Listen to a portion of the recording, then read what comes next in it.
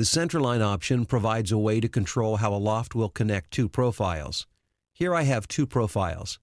If I create a loft between them, SolidWorks will connect the profiles using the shortest path between them.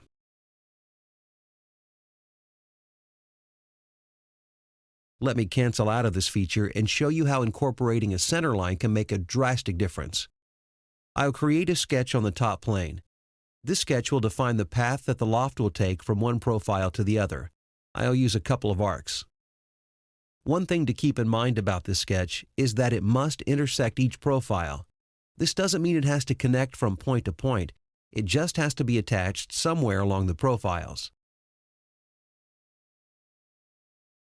Now I'll create the loft once again. I'll select the profiles and expand the centerline parameter section to reveal the selection box for the centerline.